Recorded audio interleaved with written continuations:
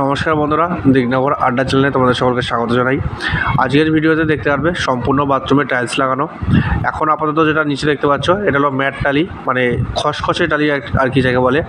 এটার উপরে স্নান করলে সাবানের খোলা শ্যাম্পুর ফেনা হলেও পিছলে পড়বে না, এই জন্য এই টাইলসটা লাগানো হয়।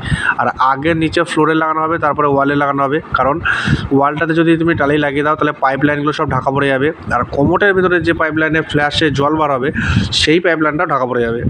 এইবার দেখা গেল নিচের ফ্লোরটা একটু উঁচু হলো বা নিচু হলো, তখন গিয়ে ওই কোমোটের ভেতরে যে জলের লাইনটা ঢুকবে ওটা কিন্তু ম্যাচ করা যায় না। এই জন্য আগে নিচেরটা করব, তারপরে ওয়ালের টালি হবে। আর তাছাড়াও আগে যদি নিচেটা করো তাহলে টাইলসটা এর পরে যখন ওয়ালেটটা আসবে সেটা এসে ওই ফ্লোরের উপরে হোল্ড করবে, তার ফলে হবে কি জলটা যেটা সম্পূর্ণ ফ্লোরের ভেতর দিয়ে নেমে চলে যাবে, আর না হলে জলটা ভেতরে লিক করে ঢুকে যাওয়ার ভয় থাকে। আচ্ছা, তাহলে আগে করব নিচের ফ্লোর, তারপরে করব ওয়াল। আচ্ছা, এবার ওয়ালের টালি যদি বড় টালি হয়, 4-2 টালি হয়, বা ওয়ালের টালি হলেই সেটা তুমি অ্যাডিসিভ দিয়ে লাগাবে, ওটাই বেস্ট। আর যদি ফ্লোরের মানে নিচের টালি হয় সেক্ষেত্রে তুমি সিমেন্ট দিয়ে লাগালেও অতটা খুব একটা প্রবলেম হবে না। অ্যাকচুয়ালি নিয়ম অ্যাডিসিভ দিয়ে লাগানো, কিন্তু খরচ সাপেক্ষের জন্য ফ্লোরটা সিমেন্ট দিয়ে লাগালেও চলে যায়, কিন্তু ওয়াল হলে অ্যাডিসিভ দিয়ে লাগাবে। আচ্ছা, আমি অ্যাডিসিভ কিনে নিয়েছিলাম, আমি দেখাবো অ্যাডিসিভটা। আর যদি পরিমাণের কথা বলি, মোটামুটি দেওয়াল যদি সমান থাকে, আমার এখানে দেওয়ালটা সমান ছিল মোটামুটি, যদি দেওয়াল সমান থাকে তাহলে তোমার একটু অ্যাডিসিভ বাঁচবে, আর যদি দেওয়াল একা বেঁকা হয় তাহলে একটু অ্যাডিসিভের পরিমাণ বাড়বে। আর এই আমার অ্যাডিসিভ মেশানো হচ্ছে, দেখতে পাচ্ছ, আমি প্যাকেটটাও দেখাবো। এবার কথা হলো তোমার যদি অ্যাডিসিভ কোনটা কতটা পরিমাণ লাগবে আমি বলি। 1 পেটি 4-2 যদি টালি হয়, 1 পেটি টালি মানে 2 4-2 মানে 4×2 8, 8×2 16 স্কোয়ার ফুটে মোটামুটি তোমার 1 বস্তা অ্যাডিসিভ লেগে যাবে। ঠিক আছে, দেওয়াল যদি ভালো থাকে তো একটু বাঁচবে, সেই হিসেবে আমি বললাম। আর এই দেখো অ্যাডিসিভ মেশাচ্ছে, আর অ্যাডিসিভ মেশিন দিয়ে মেশাবে। এই যে অ্যাডিসিভ অল্প পরিমাণ দিয়ে জল দিয়ে ভালো করে মেশাবে। আর ওই যদি ভাইব্রেটার মেশিন থাকে তাহলে খুবই ভালো হয়। ভাইব্রেটার মেশিন হলে হবে না, ভাইব্রেটার মেশিনটা যেন আবার একটুখানি ভালো ভোল্টেজের হয় সেই দেখে করবে। একটা থাকে অল্প ভোল্টেজের ব্যাটারি, সেই উপর টাকা পিছিয়ে দেবে। ভালো ভোল্টেজের ভাইব্রেটার হবে তবে এই ভাইব্রেটার, নতবা হাত দিয়ে। এলো ব্যাপার। আমি বলেছিলাম যে ভাইব্রেটার দিয়ে করতে, কিন্তু ওদের ভাইব্রেটার ছিল না, হাত দিয়ে করেছে, এক ব্যাপার। এগুলো তুমি মিস্ত্রি ঠিক করার আগে ভালো করে শুনে নেবে। আমিও শুনেছিলাম, বলেছিল আছে, কিন্তু পরে আর আনতে পারেনি। আচ্ছা, এই দেখতে পাচ্ছ অ্যাডিসিভ দিচ্ছে, অ্যাডিসিভ লাগিয়ে এবার তোমার টালি লাগাবে। পিছনে ভিডিওটা চলতে থাকলো, দেখতে থাকো তোমরা।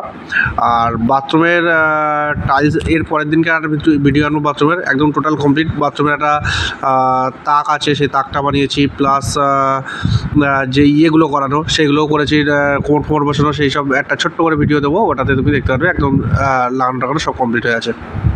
আচ্ছা, আর আরেকটা ব্যাপার, এই যে এইখানে দেখো এই কোম্পানির আল্ট্রাটেকের আমি নিয়েছিলাম, এখানে দেখো লেখা আছে ভিটি।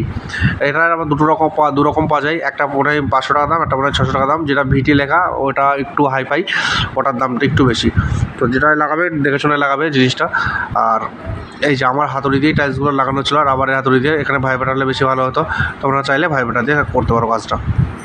আচ্ছা, আর যদি মনে হয় এখানে তুমি তাক বানাবে, যেটা সাবান শ্যাম্পু স্নান করার সময় রাখে, সেটা যদি মনে করো করবে, মানে আগে থেকে যদি তোমার প্ল্যানিংয়ে করা থাকে তাহলে ভালো কথা। যদি না থাকে তো এই সময় তুমি করে নিতে পারবে।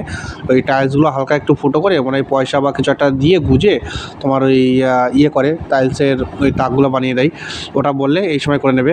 আর ওই মানে টাইলসটা বসানো, ওয়ালে টাইলসটা বসানো সোজা হচ্ছে কিনা তার জন্য ওই স্পিড লেভেল দিয়ে সবসময় চেক করে করে দেখবে।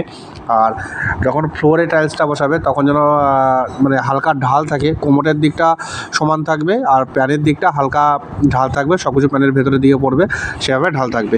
আচ্ছা, আর এইখানটাতে দেখতে পাচ্ছ ওয়াল টালি লাগানো হচ্ছে, তার নিচে ওই যে দাগ করা আছে, এই দাগগুলো কিন্তু আগে করে রাখবে। এটা কিন্তু এখন আর করা যায় না, যখন প্লাস্টার হবে, প্লাস্টারের সময় দাগগুলো করে রাখবে।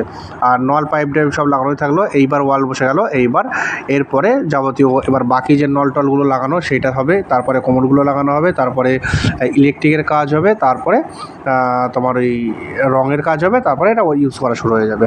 আমি সেটার ভিডিও দেবো। এরপরে যে ভিডিও থাকবে ওটা একদম ফুল কমপ্লিট ভিডিও, মানে একদম ইউজের মতো পরিষ্কার পরিচ্ছন্ন হবে। তাক কমপ্লিট হয়ে গেছে, তার দরজা লাগানো হয়ে গেছে, ওপরে তোমার ওই শাওয়ার পর হেঁটাবেটা, কোমর নল চৌবাচ্চা হেঁটাবেটা সব কিছু লাগানো কমপ্লিট হয়ে যাবে।